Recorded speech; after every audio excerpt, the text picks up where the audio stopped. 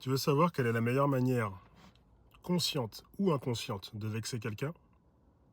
C'est simplement de lui dire que ce qu'il pense, c'est une croyance. Et tu vas voir, son ego, il va se mettre à bouger, palpiter, il ne saura plus comment gérer. Parce qu'en fait, c'est insupportable pour l'ego d'imaginer que ce que tu penses n'est pas vrai.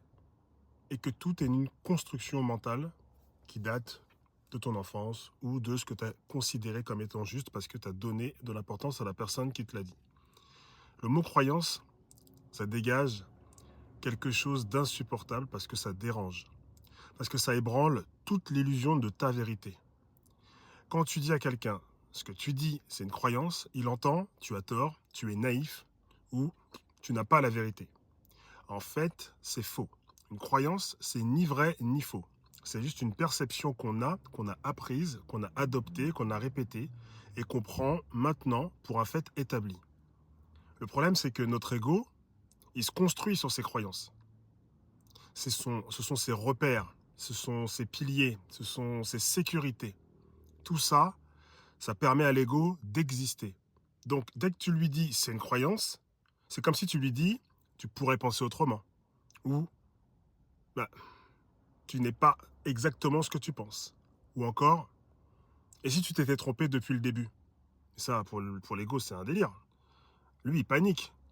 Parce que tout ce qu'il a construit, bah, c'est sa vie. Ses jugements, ses blessures, ses habitudes, son identité se reposent sur ces croyances-là. Donc,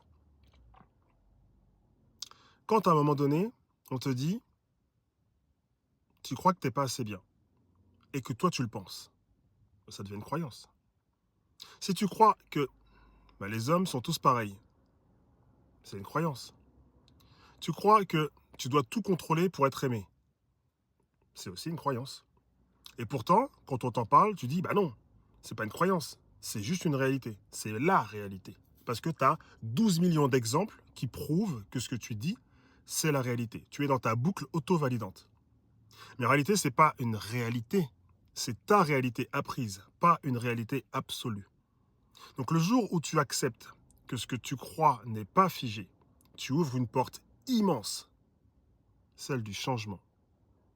Et parfois, il suffit de nommer une croyance pour que le mur commence à s'écrouler. C'est exactement pour ça que j'ai créé Exit. Va voir dans ma bio.